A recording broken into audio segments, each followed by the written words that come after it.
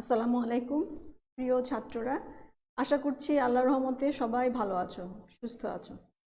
আমাদের আজকের টপিক হলো স্বল্প মধ্যমেয়াদী অর্থায়নের। আমরা চ্যাপ্টারটা পড়ছিলাম। আমাদের এই চ্যাপ্টারে আমরা স্বল্প মেয়াদী যে আমাদের অ্যাসেটগুলো আছে, সেগুলো যে চলতি অ্যাসেট বা যেগুলো আমাদের সম্পদ, সেগুলোর ম্যানেজমেন্ট নিয়ে আমরা পড়াশোনা করছিলাম।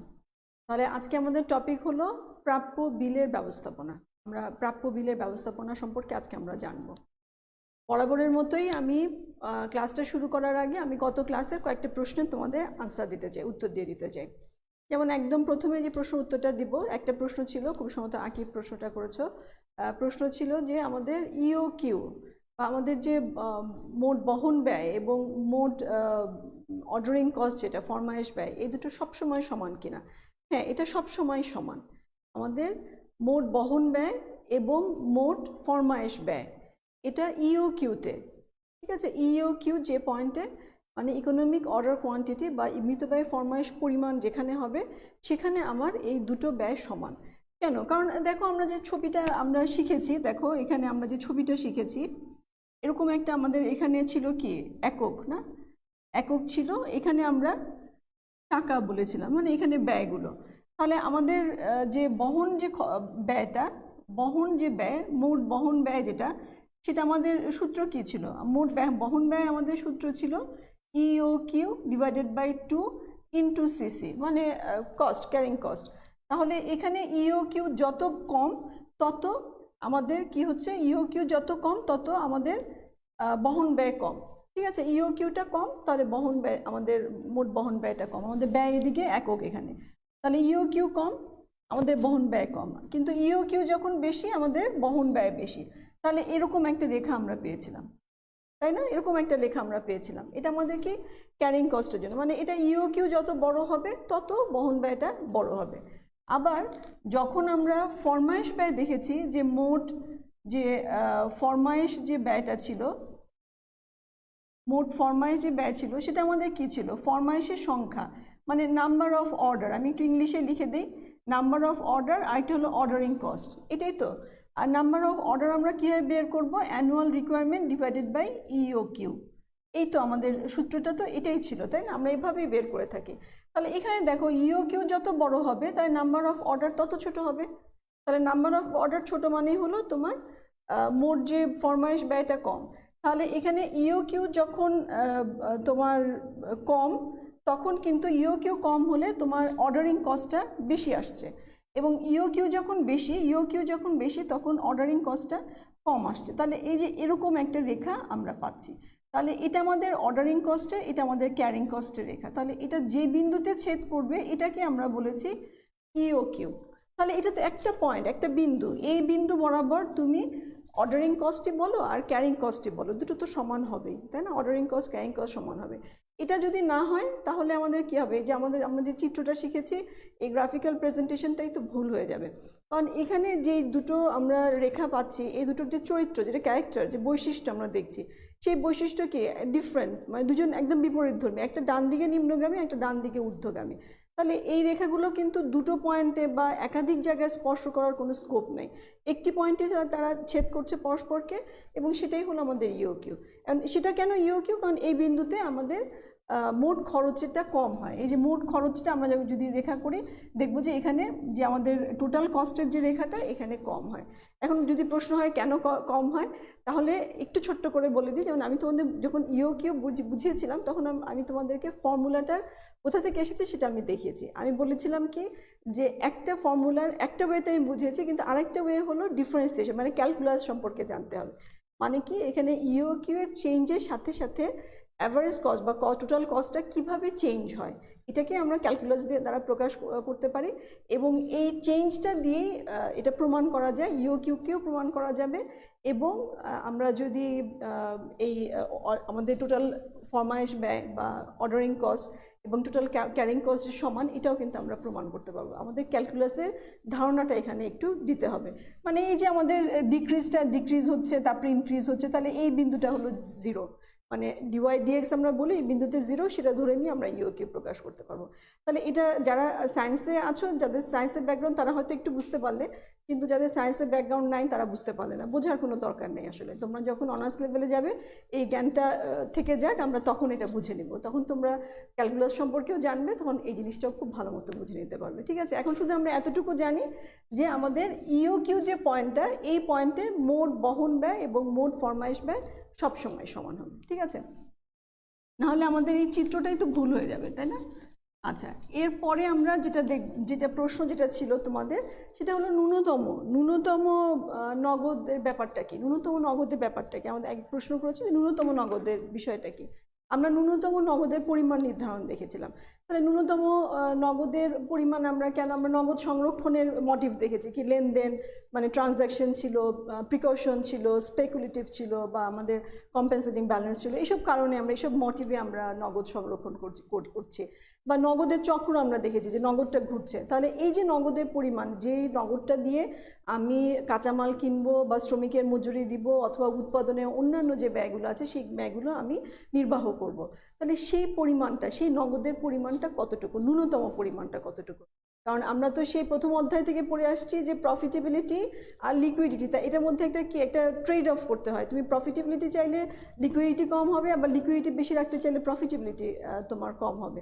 তাহলে এই দুটোর মধ্যে একটা ট্রেড অফ করতে হবে। তাহলে সেই ট্রেড অফটাকে আমরা বলছি যে কাম্য পরিমাণটা কত, আমাদের ন্যূনতম সেই পরিমাণটা কত, যেই পরিমাণটা না রাখলে আমার লিকুইডিটি বেশি হবে, বা যেই পরিমাণটা রাখলে আমার এখানে প্রফিটেবিলিটিও খুব বেশি কমে আসবে না।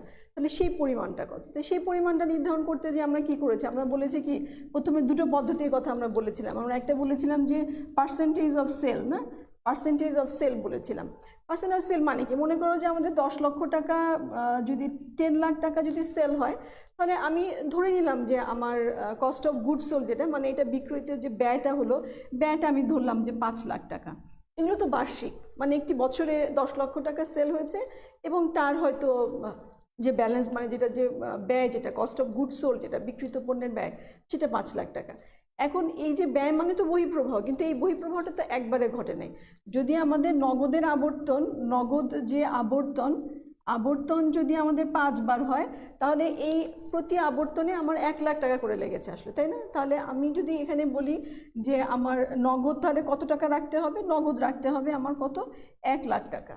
তাহলে এই যে এই 10 লাখ আর 1 লাখের মধ্যে রিলেশনশিপটা কত, মানে পার্সেন্টেজ কত, 10 লাখের মধ্যে 1 লাখ কত, 10%।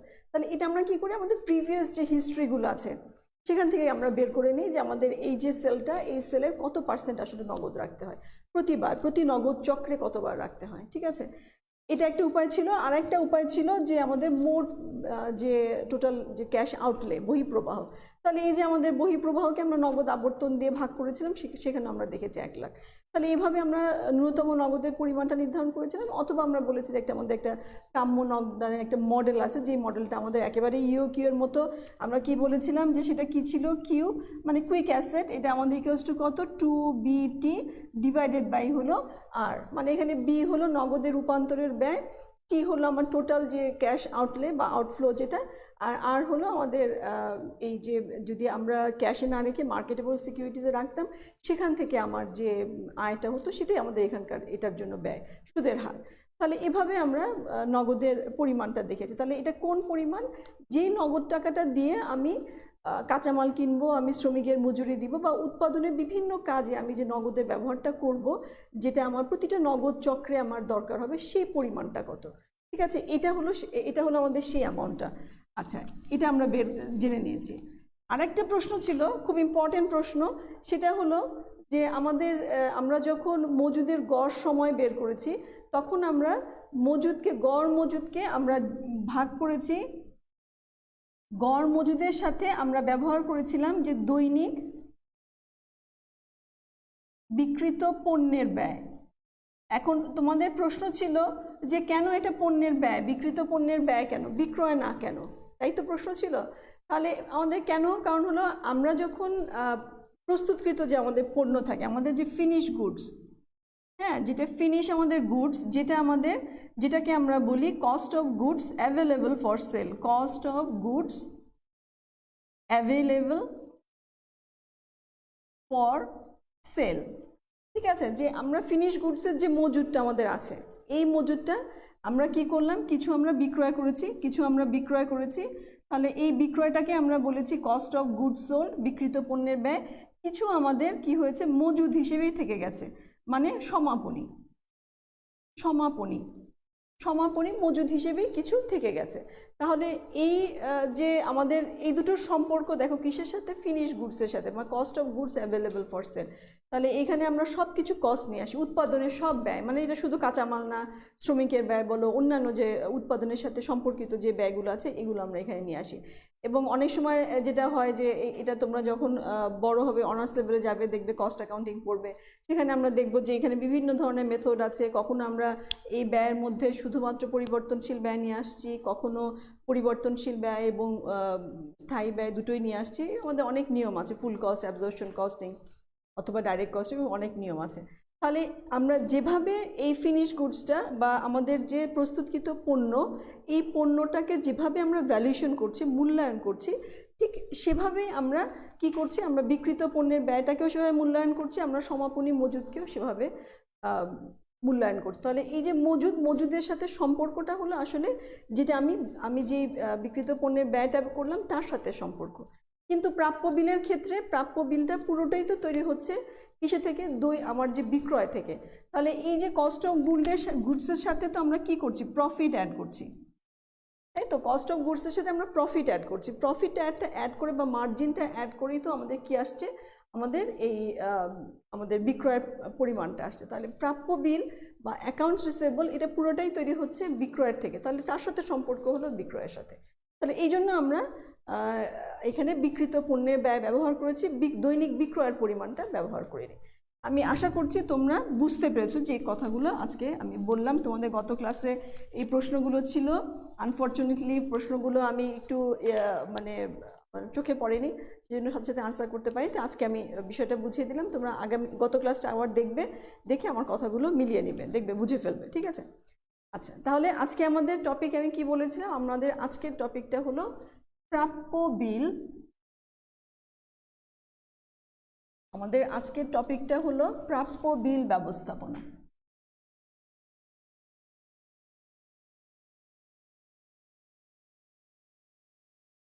ব্যবস্থাপনা যেটাকে আমরা বলছি অ্যাকাউন্টস রিসিভেবল ম্যানেজমেন্ট, ঠিক আছে। তাহলে এটা আমরা আজকে আলোচনা করব।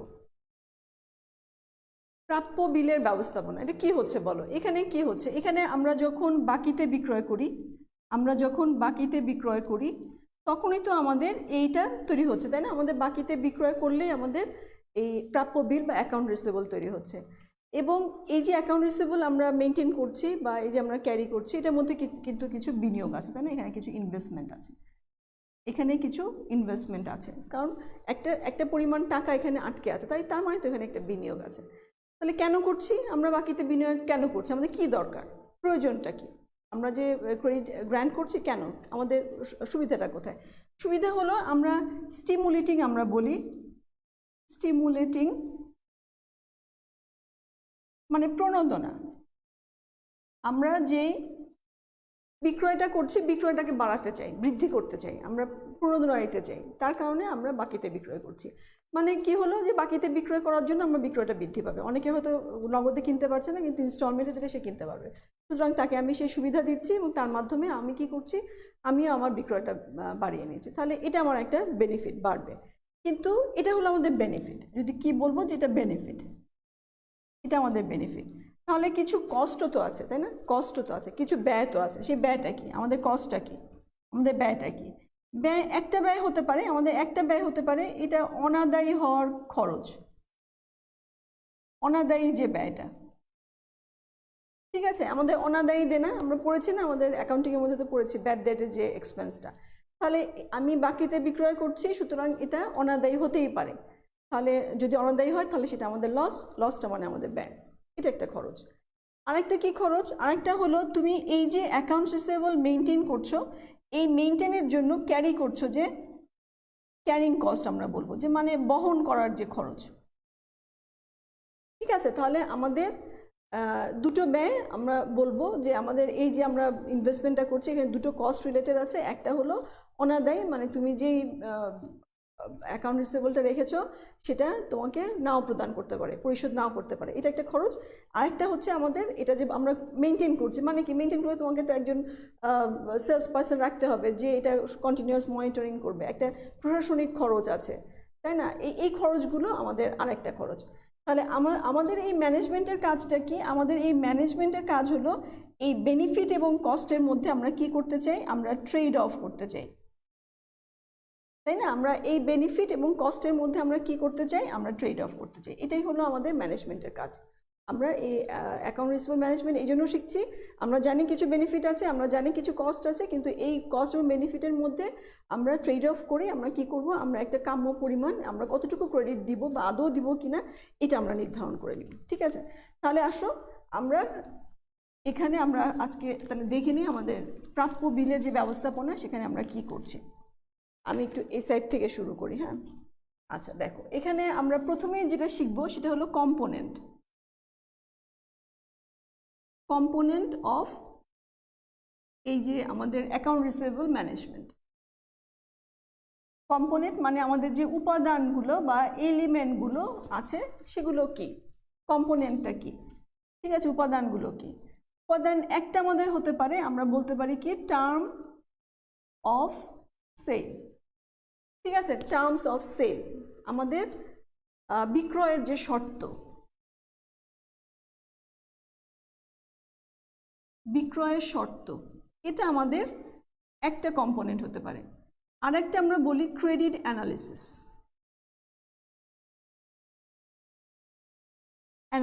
মানে হলো আমাদের যেই আমরা যে ঋণটা দিয়েছি, যে ক্রেডিটটা দিয়েছি, এটার বিশ্লেষণ, ঠিক আছে, এটার বিশ্লেষণ,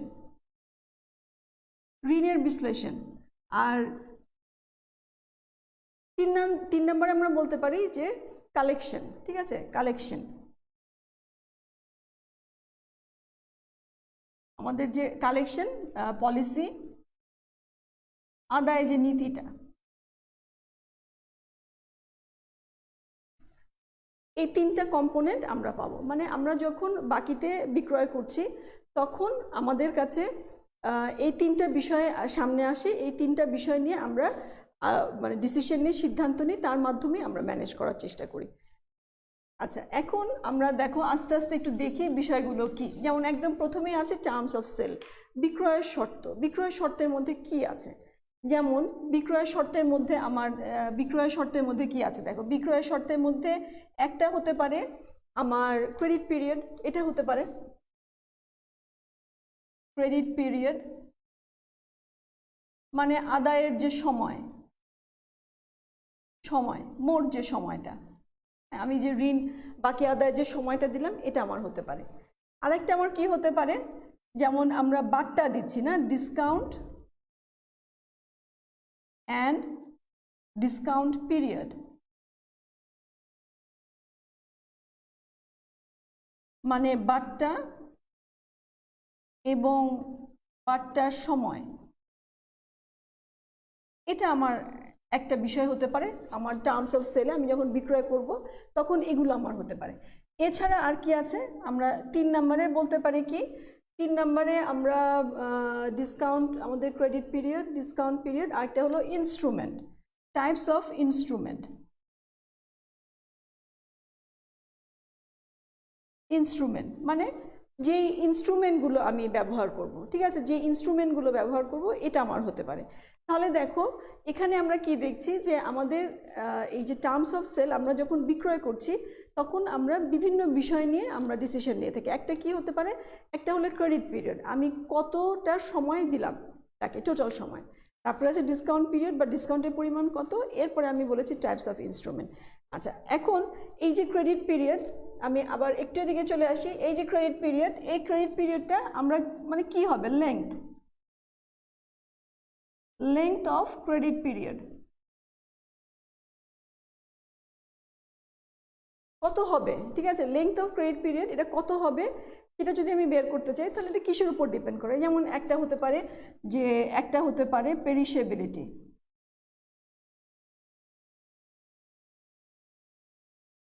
অ্যান্ড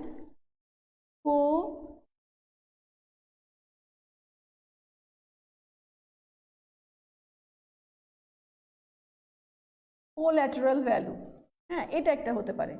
আরেকটা কি হতে পারে? আরেকটা আমাদের হতে পারে, মনে করো যে আমরা যে কাস্টমারের যে ডিমান্ড, এটা হতে পারে কাস্টমার ডিমান্ড। আমি ইংলিশে একটু লিখছি, আমি পরে তোমাদেরকে বলে দিব বাংলাটা। 3 নম্বরে কি হতে পারে? যেমন এটা হতে পারে কস্ট, প্রফিটেবিলিটি, এটা হতে পারে। 4 নম্বরে কি হতে পারে? যেমন আর কি হতে পারে? যেমন ক্রেডিট রিস্ক, এটা একটা কারণ হতে পারে। আর একটা হতে পারে আমাদের কম্পিটিশন, এটা একটা কারণ হতে পারে। 6 নম্বরে আমরা বলতে পারি সাইজ অফ অ্যাকাউন্ট। 7 নম্বরে আমরা বলতে পারি কি টাইপস অফ কাস্টমার। আমি একবার একটু লিখে নিলাম, আমি একটা একটা করে তোমাদের বুঝিয়ে দিচ্ছি, ঠিক আছে? এগুলা হতে পারে আমার বিষয়। তাহলে দেখো আমাদের কি কি ছিল, আমরা কি কি বলেছি দেখো এখানে একটু বলি। আমি এখানে কি আছে? Perishability and collateral value. Perishability, তোমার প্রোডাক্টটা কতটুকু পেরিশেবল, পচনশীল। পেরিশেবিলিটি মানে হলো কি? পচনশীল, পচনশীলতা। হ্যাঁ, এবং কোল্যাটারাল ভ্যালু মানে হলো জামানত, জামানত মূল্য। ঠিক আছে, তাহলে আমাদের এই যে প্রোডাক্টটার, এটার পেরিশেবিলিটি কীরকম, পচনশীলতা কতটুকু পচনশীল, বা এটার জামানত যে ভ্যালুটা এটা কতটুকু, এগুলোর উপর ডিপেন্ড করে কিন্তু তোমার তোমার ক্রেডিট পিরিয়ডটা লেংথটা ডিপেন্ড করবে। তার কথাটা মানে কি?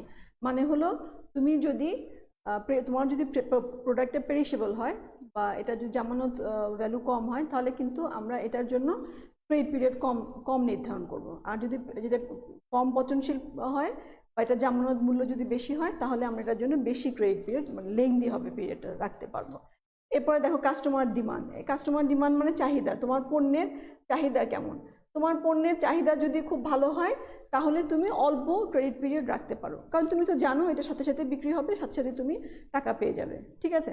তাহলে এটার জন্য তুমি অল্প ক্রেডিট পিরিয়ড রাখতে পারো। কিন্তু তোমার এটা যদি ডিমান্ডটা কম হয়, সেক্ষেত্রে তোমাকে একটু বেশি সময় রাখতে হবে। কস্ট অ্যান্ড প্রফিটেবিলিটি, যদি ইনএক্সপেন্সিভ প্রোডাক্ট হয়, মানে এটা অত বেশি এক্সপেন্সিভ নয়, সেক্ষেত্রে তোমাকে কি করতে হবে? তোমার লেংথ অফ ক্রেডিটটাকে কমিয়ে রাখতে হবে। কারণ এক্সপেন্স কম মানে হলো এখানে তুমি এই যে ক্রেডিটটাকে বহন করার ক্যারিং কস্ট যেটা, সেটা তোমার ইনক্লুড করা নাই বা এটা কম পরিমাণে আছে। তাহলে তুমি সেখানে কি করবে? তুমি অল্প ক্রেডিট পিরিয়ড দিবে। আর প্রফিটেবিলিটি তাই, আমি আমার প্রফিটটা ডিপেন্ড করছে। আমার যদি প্রফিট আমি বেশি রাখতে চাই, আমি ইনক্রিজ করতে চাবো, তাহলে সেক্ষেত্রে আমাকে ক্রেডিট পিরিয়ড বেশি দিতে হবে। ক্রেডিট রিস্ক, ক্রেডিট রিস্ক মানে যে ঝুঁকি, ঝুঁকি কতটুকু, কিসের ঝুঁকি এটা? ঝুঁকিটা কিসের? ঝুঁকিটা হলো অনাদায়ী দেনার, ঠিক আছে? যাকে তুমি ক্রেডিট দিয়েছো, সে তোমাকে পরিশোধ করতে পারবে কি পারবে না, ঠিক আছে? এটার উপরে ডিপেন্ড করে। যদি এটা খুব রিস্কি হয়, যে হ্যাঁ তোমার যিনি ক্রেতা, তিনি কিন্তু খুব ভালো ক্রেডিট বর্তি ক্রেতা না, তিনি রিস্ক আছে, সেক্ষেত্রে তুমি কম ক্রেডিট পিরিয়ড দিবে। আর যদি মনে করো যে না এটা রিস্ক নাই, রিস্ক ফ্রি, তাহলে তুমি একটু বেশি ক্রেডিট পিরিয়ড দিতে পারো। এরপর আছে কম্পিটিশন, প্রতিযোগিতা। প্রতিযোগিতা যদি বেশি হয় মানে কি? মানে হলো তোমার যে কম্পিটিটর, তোমার যে প্রতিযোগী, সে দিচ্ছে বেশি সময় বিক্রয়ের ক্রেডিট যে পিরিয়ডটা, লেংদি ক্রেডিট পিরিয়ড দিচ্ছে, তুমি তাহলে কম দিবে কিভাবে? সে সুযোগ তোমার নাই। তোমাকেও তোমার কম্পিটিশনের সাথে টিকে থাকতে হলে তোমাকেও লেংদি পিরিয়ড অ্যালাউ করতে হবে, ঠিক আছে? তাহলে সেক্ষেত্রে আমরা কম্পিটিশনটা আমার যেরকম, সেরকমভাবে আমাদের ক্রেডিট পিরিয়ড অ্যালাউ করতে হবে। সাইজ অফ অ্যাকাউন্ট মানে হলো যে এই যে তুমি ক্রেডিটের যে পরিমাণটা কত। যদি ক্রেডিটের পরিমাণ মানে কি? ক্রেডিটের পরিমাণ মানে তো বিক্রয়ের পরিমাণ যদি অনেক বেশি হয়, তাহলে তো তুমি অবশ্যই লেংদি সময় দিবে, কারণ এ তোমার প্রফিটেবল কাস্টমার, এই কাস্টমার তোমার জন্য ভালো কাস্টমার। আর যদি সাইজ অফ অ্যাকাউন্টটা ছোটো হয়, যে ছোটো ছোটো পরিমাণে কিনছে, তাহলে সেক্ষেত্রে তো আমরা বেশি পিরিয়ড, অনেক সময়টা লেংদি পিরিয়ড আমরা অ্যালাউ করবো না, ঠিক আছে? আমরা তাকে দিব না। এরপর আসলে টাইপ অফ কাস্টমার মানে আমাদের কিছু কাস্টমার আছে বিজনেস বায়ার আমরা বলি, আর কিছু আছে ফাইনাল কনজিউমার, চূড়ান্ত ভোক্তা যখন কিনছে তখন সে তো অল্প পরিমাণে কিনছে, মানে রিটেলারের কাছ থেকে যেটা কিনছে। আর হোলসেলার যখন কিনছে বা রিটেলার যখন কিনছে বা ডিস্ট্রিবিউটর যদি কেনে, তাহলে সেক্ষেত্রে সে বেশি পরিমাণে কিনছে, মানে বিজনেস বায়ার, মানে সে হয়তো এটা কিনে আবার অন্য কোনো প্রসেসে যাবে। তাহলে business buyer types of customer যদি চূড়ান্ত ভোক্তা হয়, তাকে তুমি অবশ্যই কম সময় দিবে। কিন্তু যদি বিজনেস বায়ার হয় তাকে তুমি একটু বেশি সময় দেবে।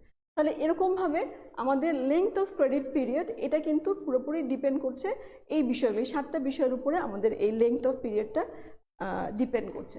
তাহলে আমরা ক্রেডিট পিরিয়ডের বিষয়টা বুঝে নিলাম। এরপরে দেখো আমাদের কি আছে, ডিসকাউন্ট পিরিয়ড।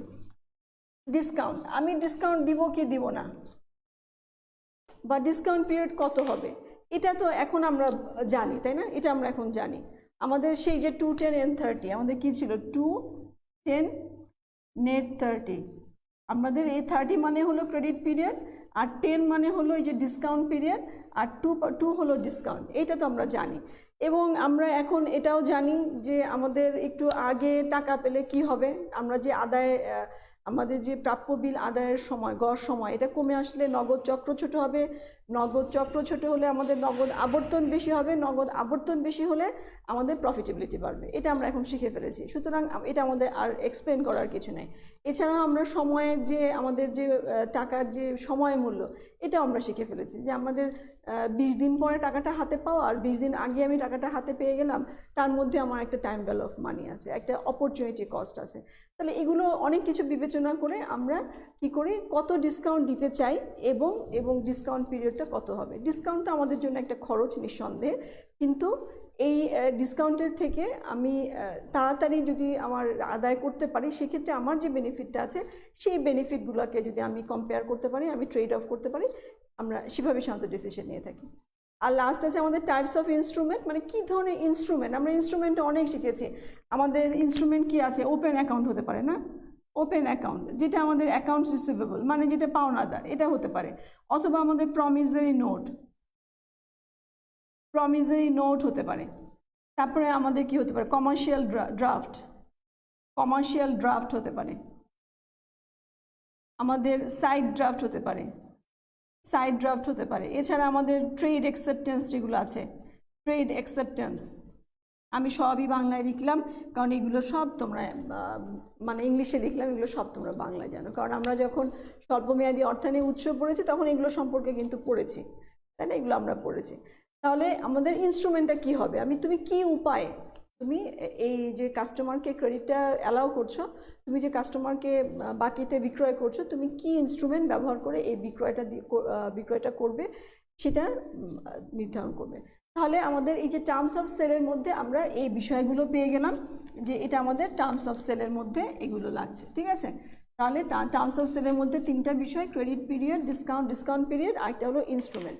এরপরে আসো আমাদের ক্রেডিট অ্যানালিসিস। ক্রেডিট অ্যানালিসিসের 2টো স্টেপ আছে। ক্রেডিট অ্যানালিসিসের জন্য আমাদের 2টো স্টেপ আমরা এখানে দেখব। একটা ক্রেডিট অ্যানালিসিসের জন্য আমাদের স্টেপস আমরা যদি বলি, আমাদের পদক্ষেপ 2টো আছে। একটা হলো কি, একটা হলো ইনফরমেশন, তথ্য সংগ্রহ বা যাচাই। হ্যাঁ, তথ্য সংগ্রহ আমরা বা যাচাই, মানে ইনফরমেশন আমরা গ্যাদার করব এবং আমরা এটাকে যাচাইও করব। এটা আমাদের একটা স্টেপ।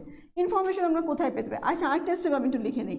আরেকটা স্টেপে আমাদের কি হতে পারে, যে কাস্টমার যে ক্রেডিট ওর্দিনেস, মানে হলো ঋণ, আমাদের যে ঋণ পরিশোধের সক্ষমতা, যেটাকে আমরা ক্রেডিট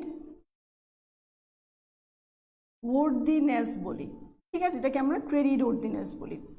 তাহলে এই দুটোকে আমরা দেখবো, আমাদের অ্যানালিসিস করতে হবে এই দুটো জিনিস। তাহলে যদি তথ্য সংগ্রহের কথা বলো, কোথা থেকে আমরা ইনফরমেশন পাবো? আমাদের ফিনান্সিয়াল যে স্টেটমেন্টগুলো আছে, এটা আমাদের একটা তথ্য সংগ্রহের উপায়।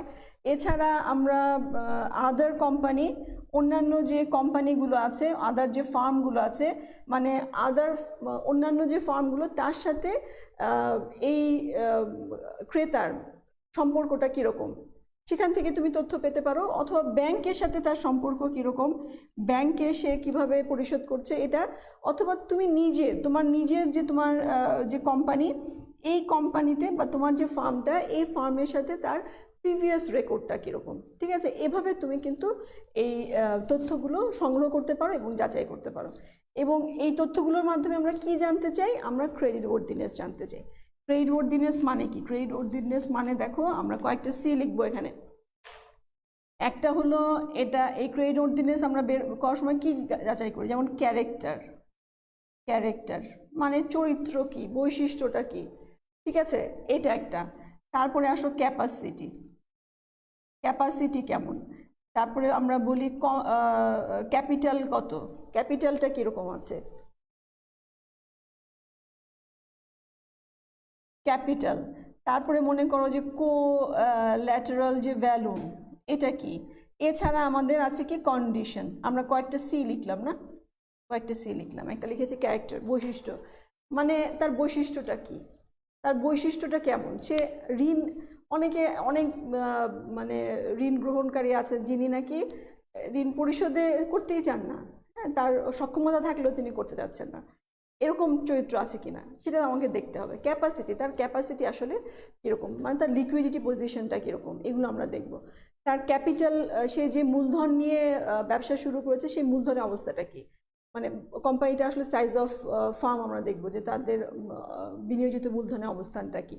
এছাড়া কোল্যাটারাল ভ্যালু, যেটা জামানত হিসেবে সে যেটা রেখেছে সেটার ভ্যালুটা কীরকম, সেই জামানতকৃত বন্ধকৃত যে বস্তু পণ্যটা আছে বা যেটাকে সে রেখেছে সেটা কীরকম ভ্যালু আছে সেটা আমরা দেখবো। আরেকটা হলো কন্ডিশন, কন্ডিশন বলতে এখানে জেনারেল কন্ডিশনের কথা বলা হয়েছে, মানে ইকোনমিক কন্ডিশন।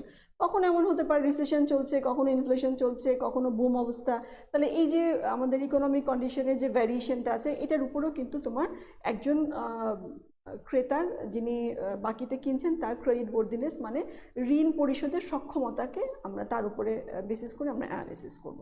ঠিক আছে, তাহলে আমরা এই আমাদের ক্রেডিট অ্যানালিসিসটা আমরা দেখলাম। এরপরে যেটা আছে সেটা হলো আমাদের কালেকশন পলিসি। কালেকশন পলিসির মধ্যে আমরা কি করি, আমাদের প্রথম কথা হলো মনিটরিং করতে হবে। কালেকশন পলিসিতে দুটো কথা এখানে আমরা বলবো, একটা হলো মনিটরিং করতে হবে, কন্টিনিউয়াস মনিটরিং করতে হবে। আরেকটা হলো আমাদের কালেকশন এফোর্ট, প্রচেষ্টা। ঠিক আছে, একটা হলো আমাদের সবসময় একটা মনিটরিংয়ের মধ্যে রাখতে হবে, একটা পর্যবেক্ষণের মধ্যে সবসময় তোমাকে তোমার কাস্টমারকে রাখতে হবে। কারণ আমরা যখন বন্ধক পড়েছিলাম, আমরা যে মজুত পণ্য বন্ধক রেখে আমাদের যে ঋণ, আমাদের যেটা ছিল ঋণ গ্রহণ ছিল, সেখানে আমরা দেখেছি না যে মজুতটা রেখেছে সেটা বিক্রয় হলেই তাকে টাকা দিতে হবে, এরকম আমরা দেখেছি। সুতরাং এটা একটা পর্যবেক্ষণের ব্যাপার আছে, তোমাকে কন্টিনিউয়াস একটা কালেকশনের জন্য পর্যবেক্ষণে রাখতে হবে, ইন্সপেকশন করতে হবে, তুমি অডিট করবা, তোমার সে ধরনের এমপ্লয়ি তোমাকে নিয়োগ করতে হবে। আর তার সাথে সাথে কালেকশন এফোর্ট, এই যে রেগুলার ফোন করা, একটা চিঠি পাঠানো বা তার সাথে সাক্ষাৎ করা, কখন দিবেন, কেন দিচ্ছেন না, কি ব্যাপার, কি প্রবলেম, এই যেগুলো নিয়ে একটা কালেকশন এফোর্ট। এটা আমরা সেলস পার্সনদের, আমাদের কালেকশনের জন্য আলাদা কর্মী থাকে, বা অনেক সময় আমরা কি করি, আমরা কিন্তু অন্য এজেন্সিও আমরা নিয়োগ করি এই কালেকশনের জন্য। ঠিক আছে, তাহলে এই হলো আমাদের component of account receivable management. আচ্ছা, তাহলে আমাদের এরপরে আমরা যে টার্মটা করব সেটা হলো অপটিমাম পলিসি। ঠিক আছে, বা লেভেল আমি লিখি, লেভেল। এটা তো আর কিছুই না, এটা নিয়ে আমি নতুন কিছু আর বলবো না। এটা আমি প্রথমেই বলেছি যে এই যে কস্ট এবং বেনিফিট যেটা আমরা দেখেছি, এর মধ্যে একটা ট্রেড অফ দরকার। তুমি এখন বুঝে ফেলেছো কোথায় কোথায় কস্ট ইনভলভমেন্ট আছে, কোথায় কোথায় তুমি ইনভেস্ট করছো, এবং তুমি বেনিফিটটাও দেখে ফেলেছো। তাহলে এই দুটোর মধ্যে একটা তোমাকে ট্রেড অফ করতে হবে।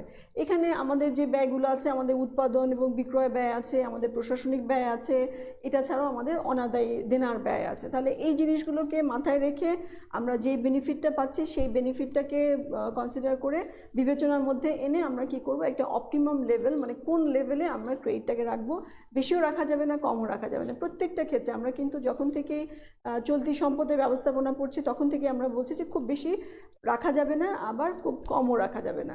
তুমি যদি বেশি ক্রেডিট যদি রাখো তাহলে কি হবে, তোমার সেই যে তোমার কারেন্ট অ্যাসেটের মধ্যে ইনভেস্টমেন্টটা, মানে চলতি সম্পদে ইনভেস্টমেন্ট বেশি হয়ে যাবে।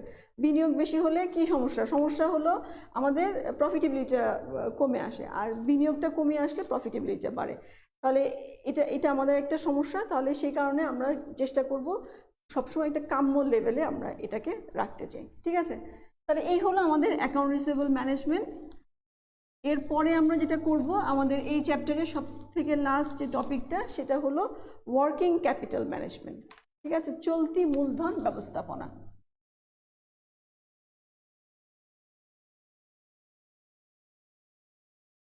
চলতি মূলধন ব্যবস্থাপনা এটা আমাদের এই স্বল্প ও মধ্যমেয়াদী অর্থায়নের সব থেকে লাস্ট যে টপিকটা। তাহলে এটাকে আমরা বলছি ওয়ার্কিং ক্যাপিটাল ম্যানেজমেন্ট।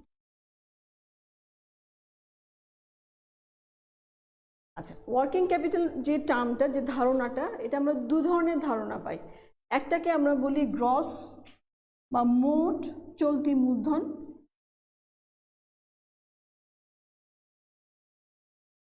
আরেকটাকে আমরা বলছি নিট বা নেট চলতি মূলধন। গ্রস, এখানে আমাদের গ্রস ওয়ার্কিং ক্যাপিটাল, আর এটা হলো নেট ওয়ার্কিং ক্যাপিটাল। ঠিক আছে, তাহলে গ্রস কোনটা? গ্রস হলো আমাদের চলতি যে সম্পদ, মোট যে চলতি সম্পদ, এটাই হলো আমাদের মোট চলতি দায় বা চলতি মূলধন। কথাটা মানে কি? মানে যে চলতি মূলধনটাকে আমরা সংগ্রহ করেছিলাম সব দিয়ে আমরা চলতি অ্যাসেটগুলো বা সম্পত্তিগুলো কিনেছি। চলতি অ্যাসেট কি কি আছে, সম্পত্তিগুলো কি কি আছে? যেমন নগদ আছে, আমরা তো এটা জানি, নগদ আছে, আমাদের প্রাপ্য বিল আছে, আমাদের মজুদ আছে।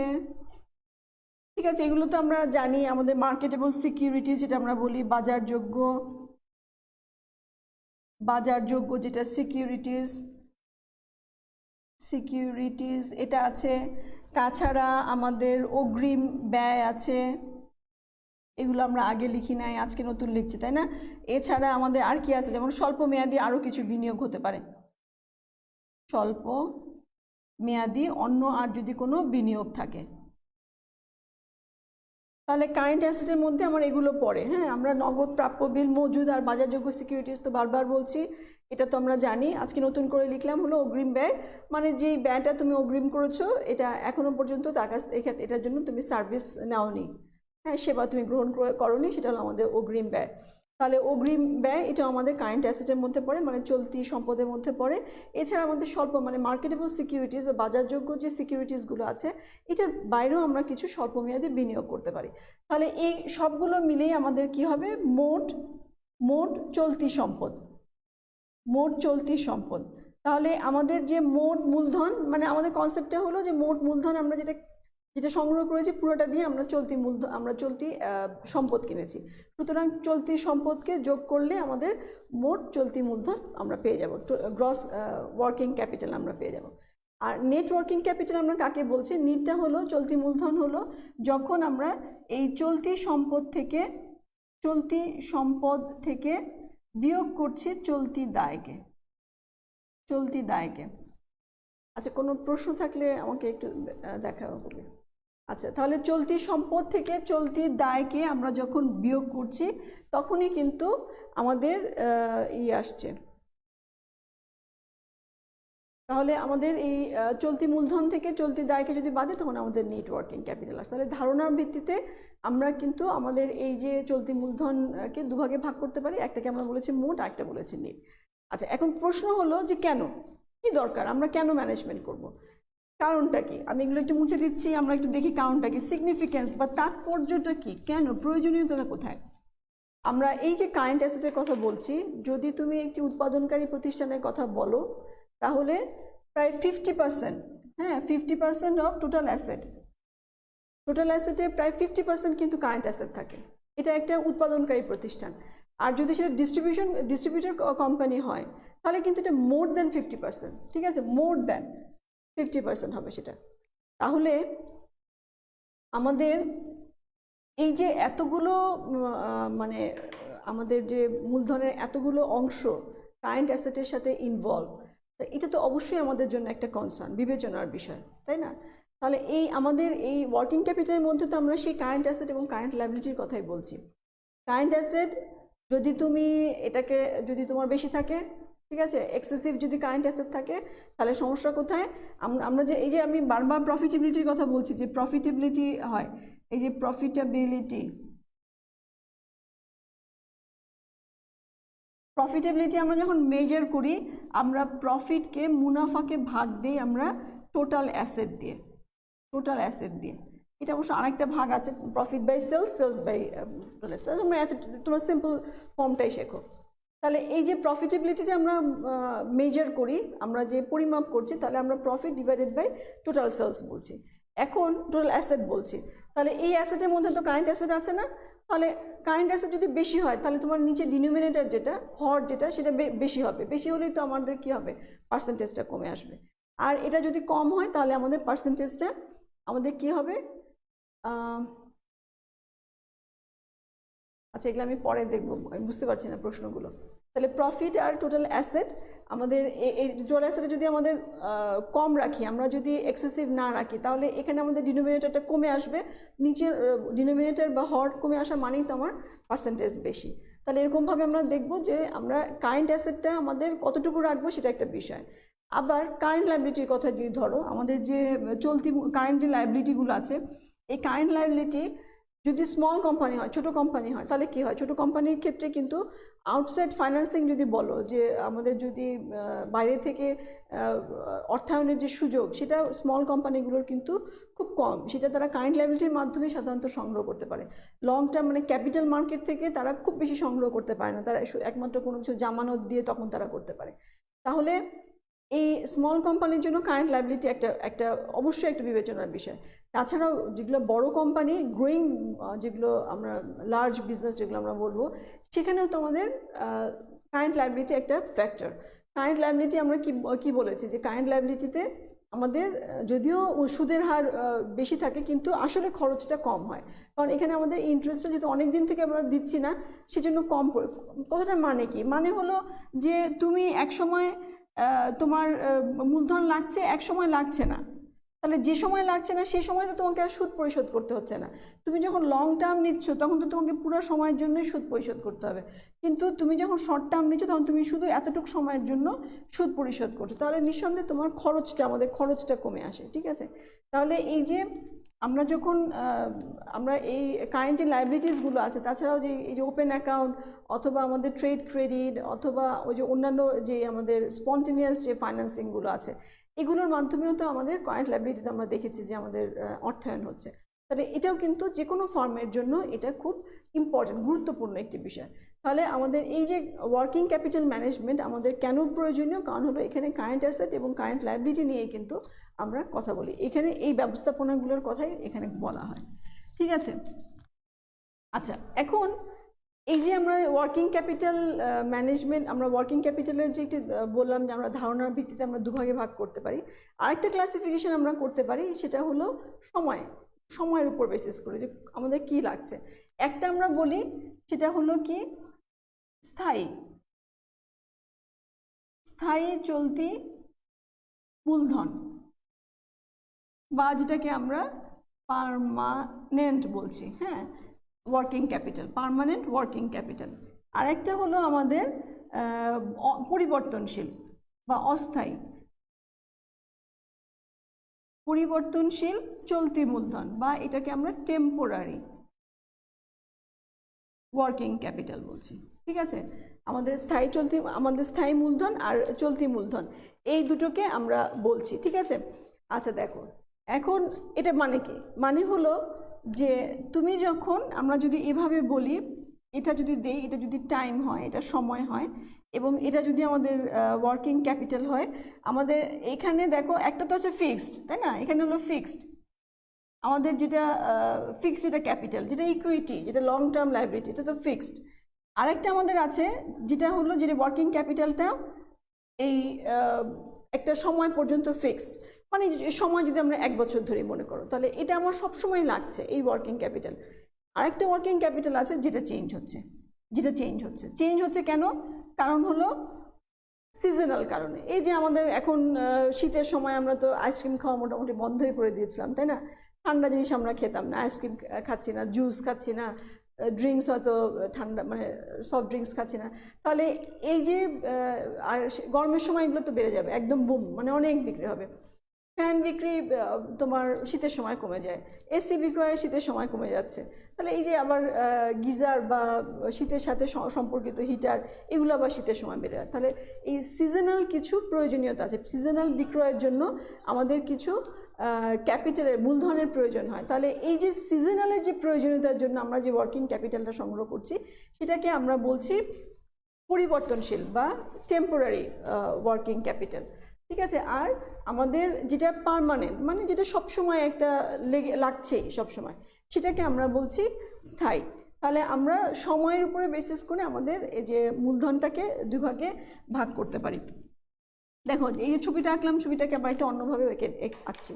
ছবিটাকে মনে করো যে এরকম হয়, আমি তো 1 বছর ধরেছি, যদি তুমি অনেকগুলো বছর ধরো তাহলে এখানে টাইম হলে আমাদের এটা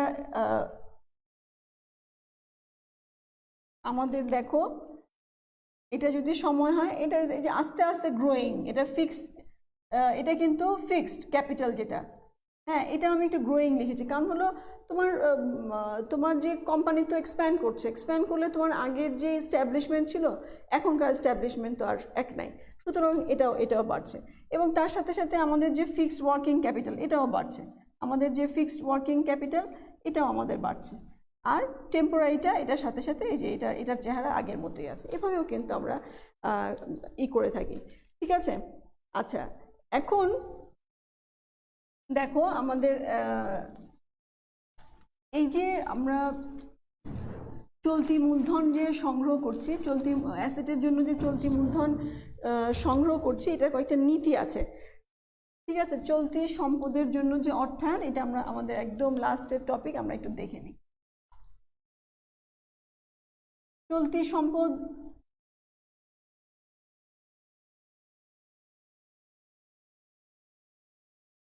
আচ্ছা, চলতি সম্পদে হঠাৎ করে চলতি সম্পদ কেন বলছি, কারণ এটা তো চলতি মূলধন, চলতি সম্পদের মধ্যে আমরা যে বিনিয়োগটা করছি সেটা চলতি মূলধনই। তাহলে এটার কয়েকটা নীতি আছে, নীতিগুলো কেমন দেখো, যেমন একটা আমরা বলি সমন্বয় নীতি,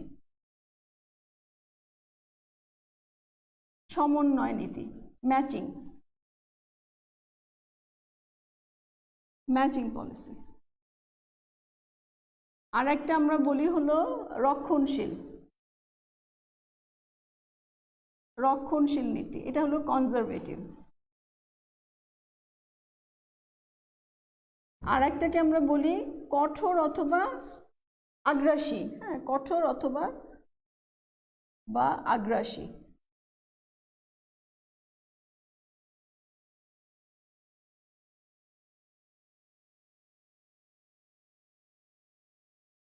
এটাকে আমরা বলি অ্যাগ্রেসিভ। আমাদের এরকম 3টা পলিসি আছে। এটা কিসের পলিসি, আমরা যে চলতি মূলধনের চলতি সম্পদের যে জন্য যে বিনিয়োগটা মূলধন যে সংগ্রহ করবো, 3টা। তাহলে এটা কতটা মানে কি এখানে, আচ্ছা আমি এখানে একটু আঁকি, হ্যাঁ এই যে আমরা যে কিছুক্ষণ আগে যে ছবিটা দেখলাম, যে আমাদের এটা হলো ফিক্সড ক্যাপিটাল, এটা হলো ফিক্সড ক্যাপিটাল, এটা আমাদের হলো ফিক্সড ওয়ার্কিং ক্যাপিটাল, আর এটা হলো আমাদের টেম্পোরারি ওয়ার্কিং ক্যাপিটাল। এই তো আমরা তিনটা ক্যাপিটাল এখানে আমরা দেখেছি। তাহলে আমাদের যে সমন্বয় নীতি ম্যাচিং যেটা, সেখানে আমরা কি করি, যে আমাদের এই যে অংশটুকু, তার মানে কি আমাদের ফিক্সড যে ক্যাপিটাল স্থায়ী যে মূলধন, আর আমাদের ফিক্সড যে ওয়ার্কিং ক্যাপিটাল স্থায়ী যে কার্যকরী মূলধন, এই দুটোকে আমরা লং টার্ম থেকে মানে দীর্ঘমেয়াদী অর্থায়ন করে থাকি, অর্থায়নের মাধ্যমে এগুলো করে থাকি। তার মানে আমাদের যে 5 বছরের বেশি সময়ের জন্য বা 7 বছরের বেশি সময়ের জন্য যেই অর্থায়নগুলো ছিল, সেই অর্থায়নগুলো আমরা এখান থেকে করে থাকি। কেন? কারণটা হলো এগুলো তো লাগছেই, এখানে আমাদের কোনো গ্যাপ নেই। আমরা যে গ্যাপটার কথা বলেছিলাম, যে গ্যাপে আমার লাগছে না, সেই গ্যাপটাতে আমি কেন ইন্টারেস্ট দেবো, তাহলে এখানে সেই সুযোগটা নেই। বরঞ্চ তুমি যদি দীর্ঘমেয়াদী অর্থায়ন থেকে, আমরা তো ফিক্সড ক্যাপিটাল যেটা স্থায়ী যে মূলধন সেটা তো করছি, আমাদের ইকুইটি এবং লং টার্ম লায়াবিলিটি থেকে সেখানে করছি, তার সাথে সাথে তুমি যে ফিক্সড যে ওয়ার্কিং ক্যাপিটাল যেটা পার্মানেন্ট, হ্যাঁ ফিক্সড মানে হলো কি পার্মানেন্ট যে ওয়ার্কিং ক্যাপিটাল, এটাকেও তুমি সেখান থেকে অর্থায়ন করো, তাহলে তোমার লিকুইডিটি প্রবলেম হবে না, ঠিক আছে, কখনোই লিকুইডিটি প্রবলেম হবে না। কিন্তু তুমি আর এই যে টেম্পোরারি যে ওয়ার্কিং ক্যাপিটাল আছে এটাকে আমরা শর্ট টার্ম ফাইন্যান্সিং করব। এটা হলো আমাদের কি নীতি? এটা হলো আমাদের এই সমন্বয় নীতি, ঠিক আছে। আর যদি আমরা রক্ষণশীল নীতি রাখি, রক্ষণশীল নীতিতে আমরা কি করব? আমরা এই যে আমাদের টেম্পোরারি আছে আমরা এই দুটোকে তো রাখবই, এখানে এটা তো আমরা লং টার্ম, এই দুটোকে আমরা লং টার্ম ফাইন্যান্সিং তো আমরা করবই, লং টার্ম ফাইন্যান্সিং করব। তার সাথে সাথে এই যে এরকম একটা রেঞ্জে এটাকেও আমরা লং টার্ম ফাইন্যান্সিংয়ের মাধ্যমে রাখবো, ঠিক আছে। তাহলে কি হলো যে এখানে রক্ষণশীল, কারণ তুমি কোনোভাবেই লিকুইডিটি প্রবলেমে পড়তে চাও না, সেই কারণে তুমি তোমার ফিক্সড ক্যাপিটালকে তো করছোই, তার সাথে সাথে পার্মানেন্ট ওয়ার্কিং ক্যাপিটালকেও তুমি করছো, এবং লাস্টে হলো তুমি কি করছো, তোমার টেম্পোরারি যে ওয়ার্কিং ক্যাপিটাল সেখান থেকেও তুমি কিছুটা অংশ কি করছো, তুমি এই রক্ষণশীল নীতির মানে তুমি লং টার্ম লায়াবিলিটির মাধ্যমে করছো, ঠিক আছে। এটা গেল আমাদের রক্ষণশীল। আর আগ্রাসী যে নীতিটা, এই নীতিতে আমরা কি করি দেখো, এই নীতিতে আমি একটু পাশে আসি, এই নীতিতে আমরা এই যে ছবিটা এখানে আমরা কি করছি, এটাকে আমরা তো করছি শর্ট টার্ম ফাইন্যান্সিং তো আমরা করছি, তার সাথে সাথে এটারও একটা অংশ মানে আমাদের যে পার্মানেন্ট ওয়ার্কিং ক্যাপিটাল এটারও একটা অংশ আমরা কি করছি, শর্ট টার্ম ফাইন্যান্সিং করছি। আর বাকিটুকু আমাদের এতটুকু এই একটা অংশ মানে পার্মানেন্ট ওয়ার্কিং ক্যাপিটালের একটা অংশ আর ফিক্সড ক্যাপিটালের একটা অংশ আমরা লং টার্ম ফাইন্যান্সিং করছি, ঠিক আছে। এই হলো আমাদের আমরা কতটুকু আমরা কোন নীতিতে থাকবো তার উপর ডিপেন্ড করবে কিন্তু আমরা কতটুকু মূলধন কোথা থেকে সংগ্রহ করব, ঠিক আছে। আর লাস্ট যে কথাটা দিয়ে আমি শেষ করতে চাই সেটা হলো যে আমরা কতটুকু ওয়ার্কিং ক্যাপিটাল সংগ্রহ করব সেটা কিসের উপর ডিপেন্ড করে, সেটা যেমন ধরো সাইজ অফ ফার্ম, তোমার ফার্মের সাইজটা কতটুকু ক্যাপিটাল তোমার প্রয়োজন, কতটুকু তুমি বিক্রয় করবে, তোমার ভলিউম কত তার উপর ডিপেন্ড করছে, তোমার অ্যাক্টিভিটির উপর ডিপেন্ড করছে। অ্যাক্টিভিটি মানে কি, তুমি মজুদ পণ্য কত রাখবে, তুমি প্রাপ্য বিলে কতটুকু রাখবে, তুমি পাওনাদারকে কতটুকু সময় দিবে, এই অ্যাক্টিভিটির উপর ডিপেন্ড করছে। এটা ছাড়াও আমাদের attitude towards the risk and attitude towards the যেটাকে আমরা বলি প্রফিটেবিলিটি। রিস্ক এবং প্রফিটেবিলিটি বলতে আমাদের এটা মনোভাবটা কি, আমরা কি রিস্ক নিতে চাই নাকি রিস্ক নিতে চাই না। রিস্ক যদি নিতে চাই তাহলে আমরা অ্যাগ্রেসিভে চলে যাব, আমরা যদি রিস্ক নিতে না চাই তাহলে আমরা রক্ষণশীল নীতিতে চলে যাব, ঠিক আছে। তাহলে এই হলো আমাদের, এবং অ্যাভেলেবিলিটি ক্রেডিট, আমাদের ক্রেডিটের আছে কিনা, আমাদের হাতে ক্রেডিটের যথেষ্ট পরিমাণ যখন চাইলেই আমরা পাবো কিনা তার উপরেও কিন্তু ডিপেন্ড করছে যে আমরা কি পরিমাণ সংগ্রহ করব। তাহলে আজকে এ পর্যন্ত থাক, সময় মনে হয় অনেকখানি চলে গেছে না ক্লাসের সময়, তাহলে এই পর্যন্তই থাক। আমাদের এই স্বল্প এবং মধ্যমেয়াদী অর্থায়নের যে চ্যাপ্টার আমরা শুরু করেছিলাম এটা কিন্তু আজকে আমি এখানেই শেষ করছি। আমরা ইনশাল্লাহ নেক্সট ক্লাসে নতুন একটা চ্যাপ্টার শুরু করব। আর যথারীতি তোমাদের কোনো প্রশ্ন আমি আজকে দেখার সুযোগ পাইনি, যদি আমি দেখব পরে অবশ্যই তোমাদের প্রশ্নগুলো পড়ব, যদি কোনো প্রশ্ন এক্সপ্লেন করা থাকে, ব্যাখ্যা করা থাকে, সেটা আমি ইনশাল্লাহ নেক্সট ক্লাসে তোমাদের সামনে ব্যাখ্যা করে দেবো, ঠিক আছে। তাহলে সেই পর্যন্ত সবাই ভালো থেকো, আমার জন্য অনেক দোয়া করো। আল্লাহ হাফেজ।